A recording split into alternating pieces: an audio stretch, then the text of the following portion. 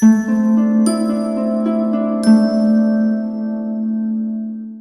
a very sordid wedding really addressed that, where a lot of the battle now with the church is within our own families. That it's not us standing on the outside saying, ah, let us in, accept Mhm. us.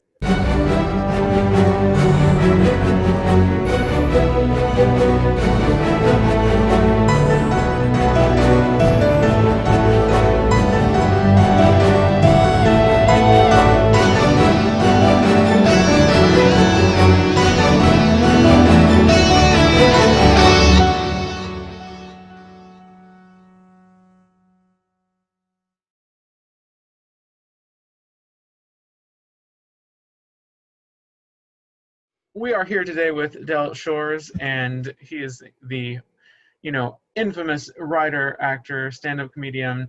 Has done some incredible work for the LGBT community and all sorts of communities, which we're going to talk about today. Is well known for Sordid Lives, Southern Baptist Sissy, Daddy's Dying, Chorus Folk, of course, um, and has won a whole slew of awards, which we could literally spend the whole time talking about today. But I think most significantly, being recognized by the GLAAD Media Awards and the Los Angeles Critics Circle Awards. So that's just a little bit of the many, many things that you have done. So welcome, Del. Thanks for being here with us today with the Knoxville Gay Men's Chorus. Oh, thanks for having me. I'm excited to chat with you. So I've always been impressed by everything that you've done with your work, especially because you've talked about some really serious issues in not just LGBTQ issues, but racism, misogyny, issues of addiction, and you've done it all with humor and you've made people laugh. And I think that's the most important way to get people to understand what we're talking about and to come at this where if we can laugh about it and we can talk about it and we can have a conversation, then people are more willing to listen. So I'd love to hear just a little bit about you, and if you can introduce yourself and tell us where you came from as well. Well, as many of you know, my dad was a Southern Baptist preacher, and my mom was the high school drama teacher in Zapata, Texas. My early childhood was in Winters, Texas, where Sordid Lives is set. That's where my mother's whole family lived. So I always feel like that a lot of my work happened because I was this little observer. We'd always go visit my Aunt Sissy and my Mama Merk, and I would just be fascinated by, these colorful women, and my mother, who was, of course, the real Latrell. So I always say there's a lot of damage, but damage gave me a career. So I instead of being upset about the past, I go, well, thank you, because it gave me something to write about and to talk about. And I consider myself first and foremost a storyteller, because Yeah, I absolutely. started as an actor. I stand on stage, I tell stories, and I tell stories in my writing. So when people say, "What are you?" I go, "I'm a storyteller." That's it. Yeah, that's the best way to approach it. Um, so tell me a little bit about your journey, if you don't mind sharing this, about coming out and how that affected your storytelling and not the deep details, but how did that change how the television and movie world perceived you as working as an out gay man? Well, it's really interesting because I think I probably experienced what a lot of folks that are in our community experience. What you think, oh, this job, and this is how I'm perceived. I was married to a woman. I had two young daughters at the time that I came out, and I was working on a show called Ned and Stacy. It was Deborah Messing's first show with Thomas Hayden Church. And even in the writers' room in Hollywood, there was casual slams at homosexuals, or Fox Network had a lot of gay men, and I remember the showrunner calling them a nest of sissies one day. And I just sat there because I just recently come out to myself, to my therapist, to my ex-wife and her family, and I hadn't even come out to my family, my dad and my mom and my brother. So I was sitting there, and it was around this time, a little early. It was October. It's so great because I mean we're doing this Yeah. on 16th, and it was the around the 11th, and there was this ad in Variety, and Dan Butler, who was Out and Proud, one of our first, who was Bulldog on Frasier, had a quote in that, and he said, "If you're working in Hollywood and you are closeted, basically what you are saying is that you are ashamed and you cannot do your job and be gay." And that resonated with me. And so that afternoon, there was something said at the table. I thought, if anything that comes up, I'm going to say, I am gay. And there was something said actually about a married man to an actress, and the same showrunner said, and I'm pretty sure he's a fag. Mm. And I said, well, it happens. I said, when people grow up in society, in the church, or society dictates something, sometimes people remain closeted, and so am I. Well, Yeah. you cannot imagine how quickly he said, "Well, we need to talk," and he was just horrified because I'm sure that he was just flashing about all the things that he had said in my presence, and so all the other writers were going, "I think I'm going to go check my messages, or I Yeah. have a rewrite to do," and it just left he and I, and that became a big part of Sordid Lives.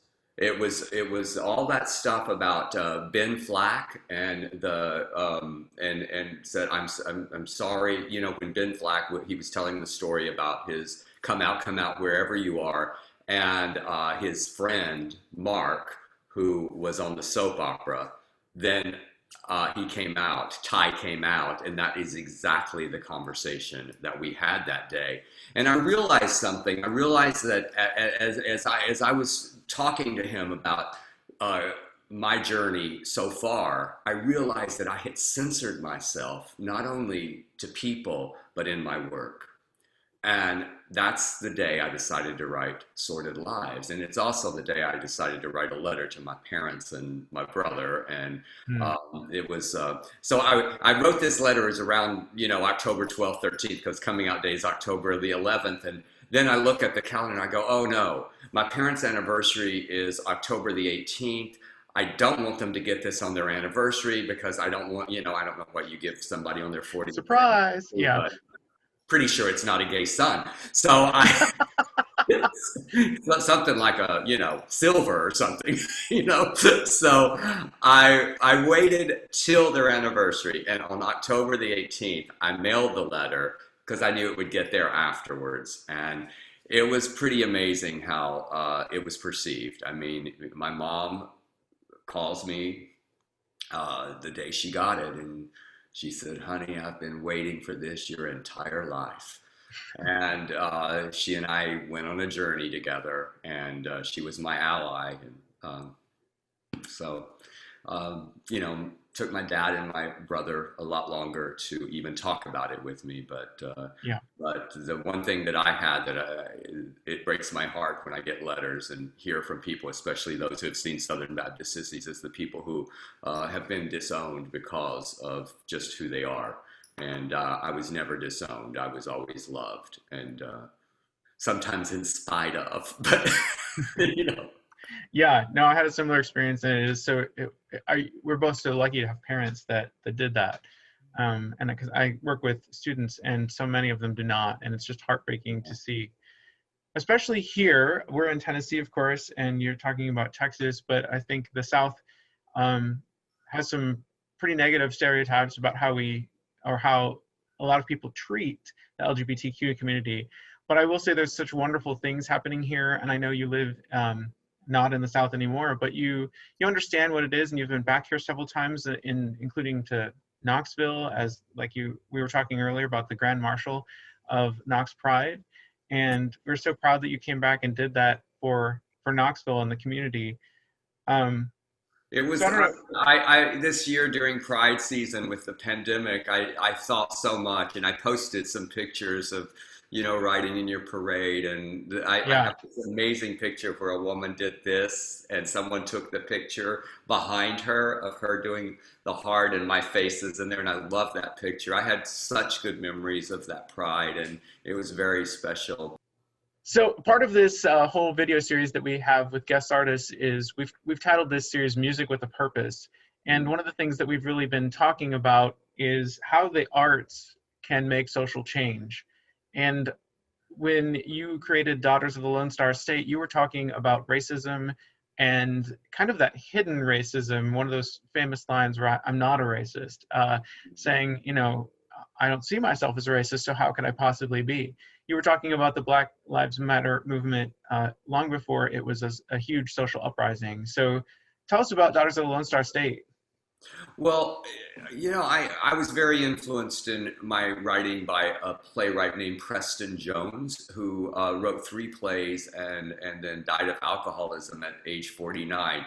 And his fictitious town of Bradleyville was very close to Winters, Texas. So when I'm in Lowakey, Texas, is where I set the first 3 plays: Daddy's Dying, Cheating. My first play, Cheating, Daddy's Dying, and Daughters.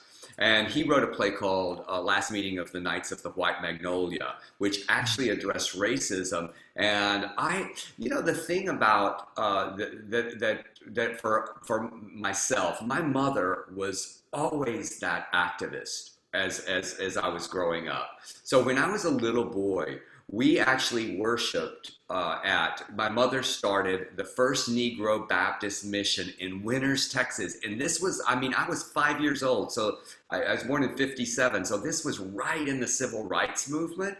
And I see those pictures now of my mother and us in an all black congregation.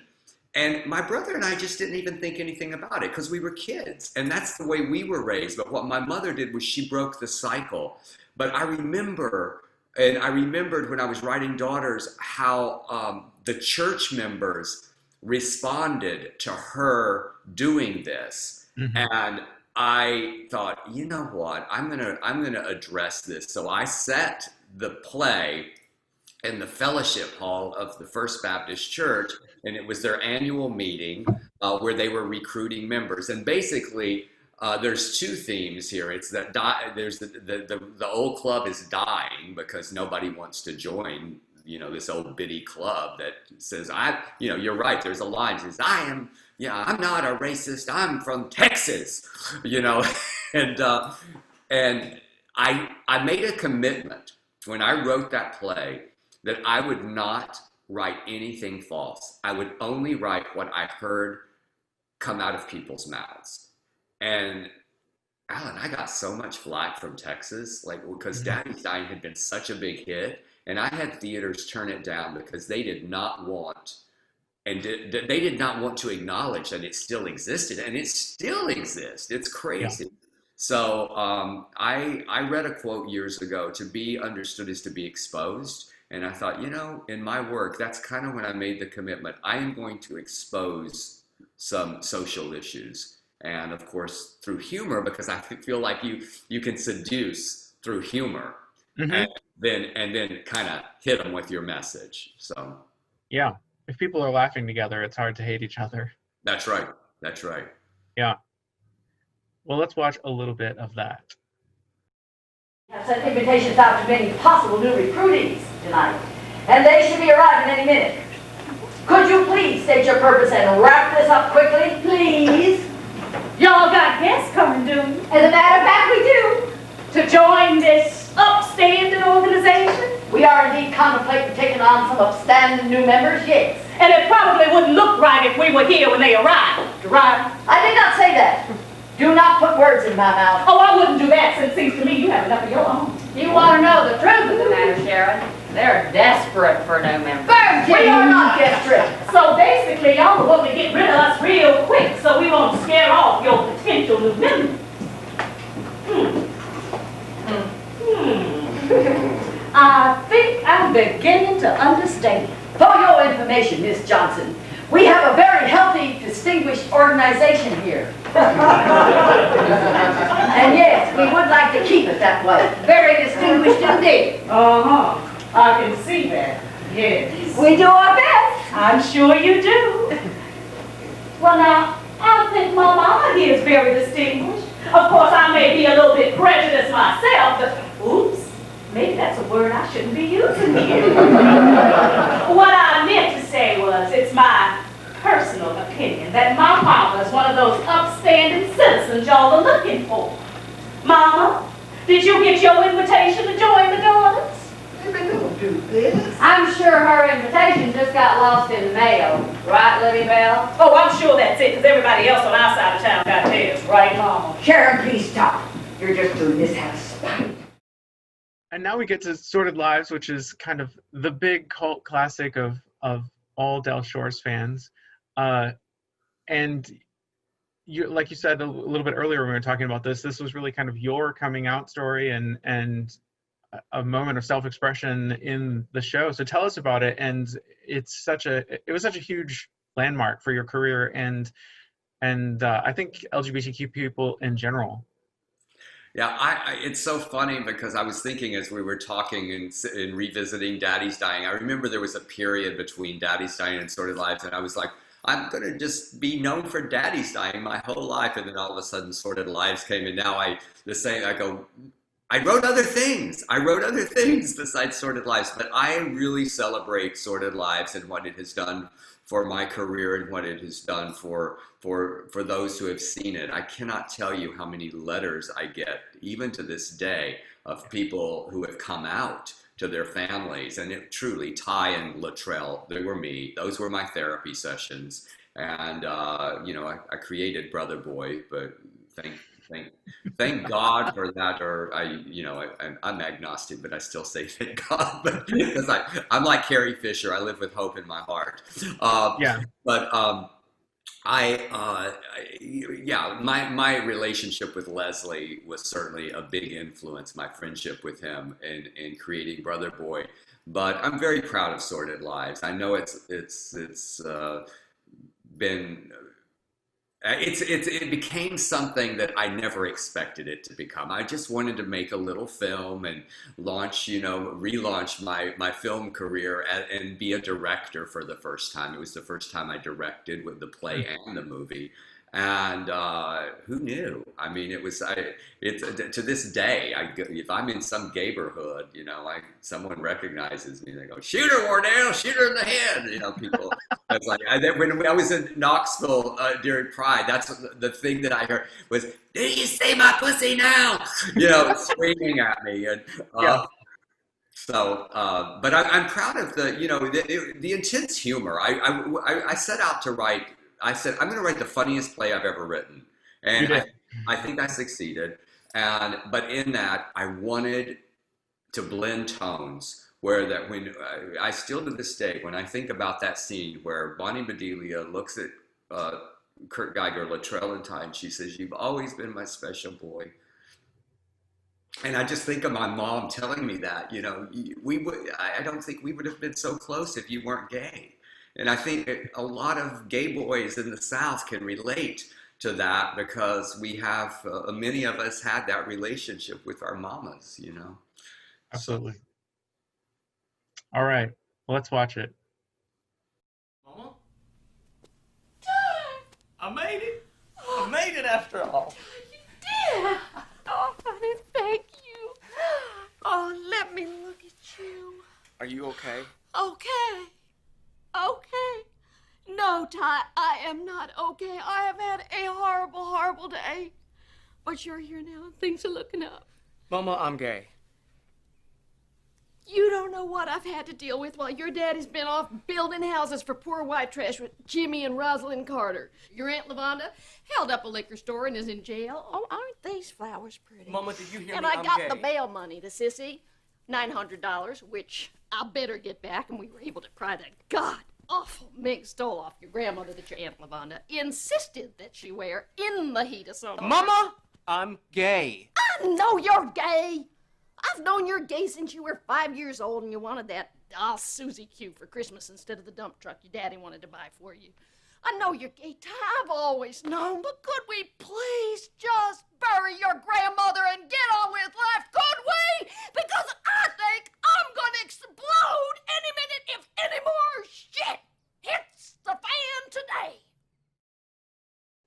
Part of the movie in Sordid Lives that we also get is this kind of de-homosexualization, which of course was talking about conversion therapy, and nobody really talked about that much before. So how did you approach putting that in the movie? Well, you know what? One day I was reading Variety when I was still closeted. I was at 20th Century. No, I was at Sony. Girl, you were reading Variety. It wasn't a deep closet. Yes, I read Variety a lot, obviously, but there was this ad in the back. It said, "Make the journey from gay to straight," and there was a number, and I called it, and it was this therapist, and I went to 1 or 2 sessions, and that's all I needed to know this is bullshit.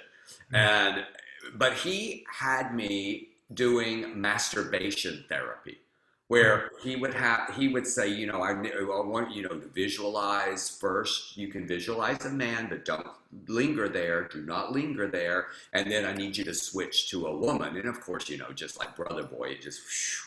So I started thinking about that and the tragedy of it. I mean, because it is hysterical. You know, that Dr. Eve's trying to do this, you know, just to become famous. But it is.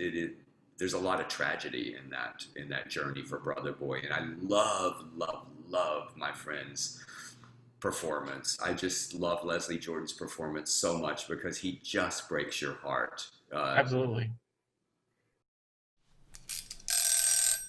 Okay, session's over. What? You drop a bombshell like that on me, you tell me that my mama is dead, and then you just say session's over? Hey, I'm beat, okay? You think this is easy? Now get your little monkey ass out of here. And next time, please, make more of an effort with my masturbation exercises. Yes, ma'am. And show up with no wig and no makeup. It is time you start participating in your own recovery. Because I'm in my rope's end with you, Earl. I'm fed up. Do you understand? Yes, ma'am. I'm sorry. I'm so sorry. I'm gonna do my best.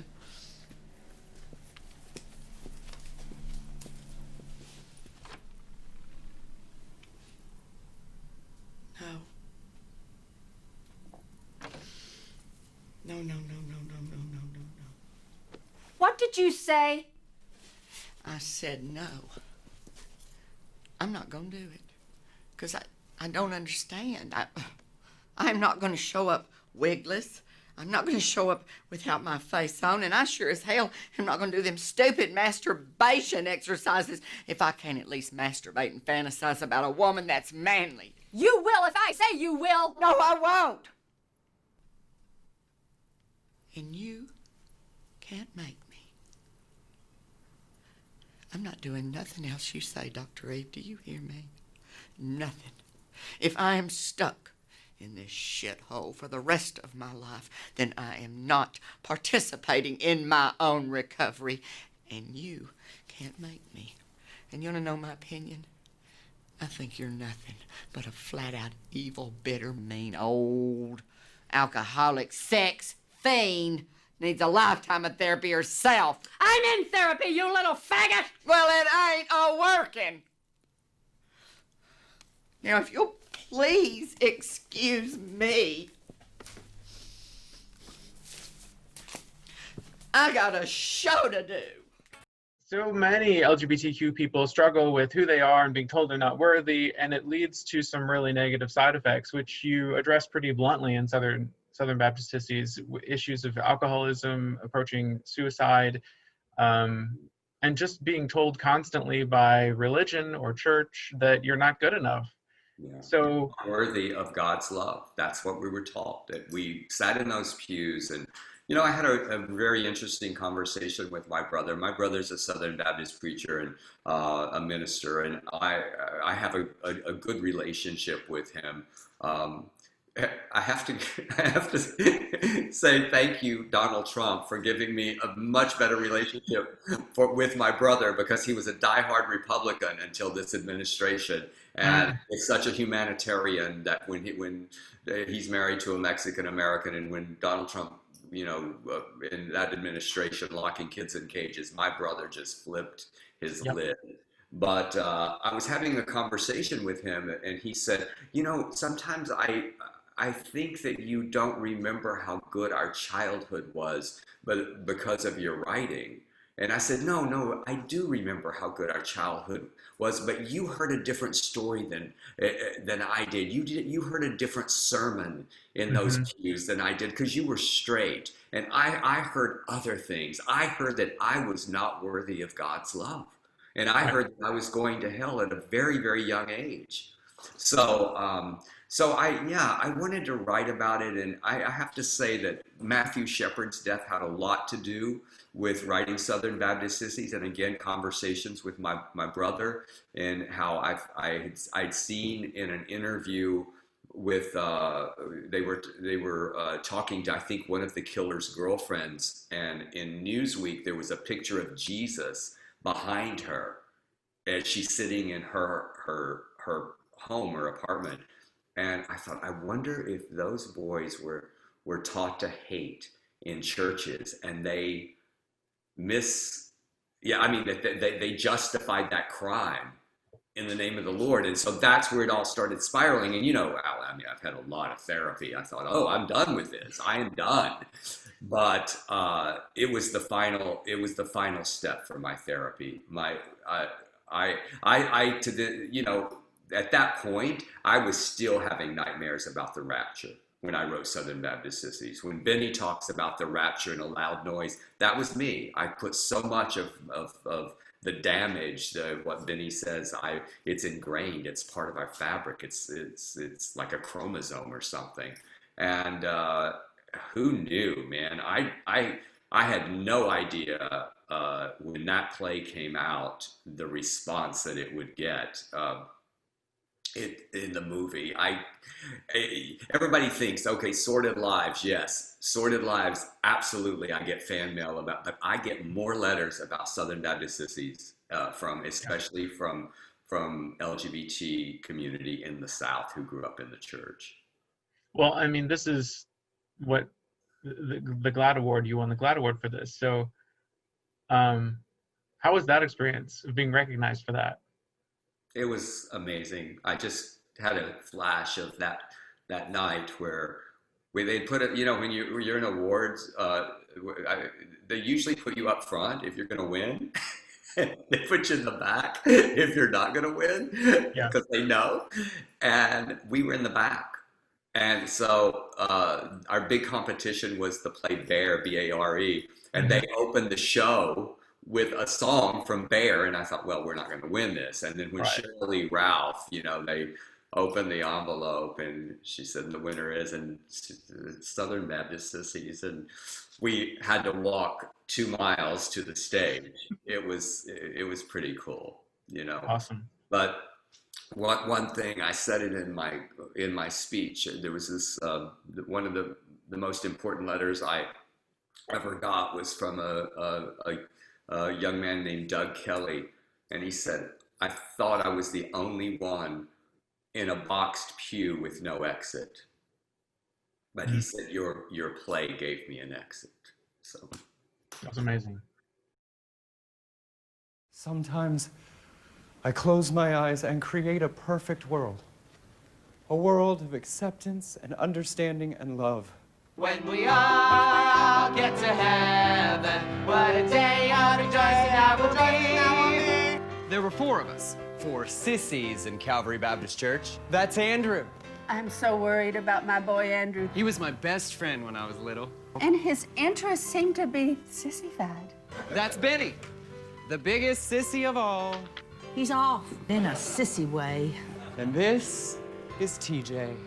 I'm living my life for the Lord. I held out. Mark Lee Fuller, the thinker. We can ask Jesus all the questions we want. The day of my baptism, my 12-year-old body and soul fell in love for the first time. For all have sinned and come short of the glory of God. Here's the backsliding homosexual former Baptist. He's got me smiling when I show me a shot. Got me laughing when my heart is in pain. I'm not a lesbian. I'm an alcoholic. And then Satan wants you to wander in that old fun house of alcohol. I'm just a social drinker. You have a drink, so shall I. Desires of the flesh. We all have them. Stop it. But when you get off, you just find yourself empty. I love you, CJ. You love me in Christ. But only God can take them away. It's wrong. How can love be wrong? Because God says it is. This is where we learn to hate ourselves. Don't become me, Andrew. When my spirit is crippled and broken. Why hast thou forsaken me? How do you stop the hate that is spewed in the name of the Lord? You may be afraid, but I'm not. I know you feel it too. You're just scared. I never, ever loved you. CJ! Sometimes I close my eyes and create a perfect world. A world of acceptance and understanding and love. But I always wake up. So Queer as Folk came about, you said, as kind of a result of Southern Baptist Sissies. It was such a huge, monumental, just life-changing moment for so many people, myself included, as a young gay man watching this going, oh, that's interesting. I never thought about that. And it was a more urban show, obviously a much different setting than your plays had been. But it also addressed some really difficult issues, especially like hate crimes and how people dealt with abuse. So tell us how you got connected with Queer as Folk and how that really influenced you as a writer. Well, first of all, I was a huge fan already. It was, it had been on for 2 seasons before I got that job. And I remember going to Outfest, and they had all these fans that it said top, bottom, versatile, and all that, and then coming, coming December the 3rd, and that's my birthday, so it premiered on my birthday, and I just directed a little picture in Australia with Swoosie Kurtz and Olivia Newton-John and Olivia's daughter Chloe, and gotten back to the States, and I got a call from Swoosie, and she said, this is your manager, Swoosie Kurtz, and I'm about to get you a job. And she had a conversation. She was on the show Sisters that was also created by the creators of Queer as Folk, Ron Cowan and Dan Lippman. And in a conversation, they said something about needing a writer on the show. And she said, I haven't. She said, you have to go see the play Southern Baptist Sissies. And it was still playing. I mean, Southern Baptist Sissies played for over a year at the Zephyr Theater. And Ron and Dan came, and that was on a Friday night. And I think I met with them Monday, and by like Tuesday or Wednesday, I got a call from my agent and said, they're offering you the job of writing and producing for that show. And it was truly the best TV gig I've ever had the opportunity to work on.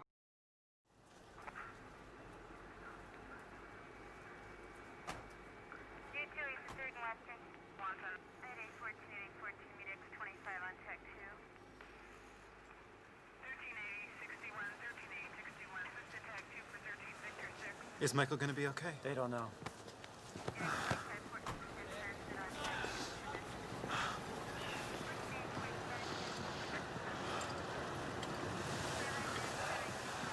When I heard what happened, I tried to call you on your cell, but you didn't answer.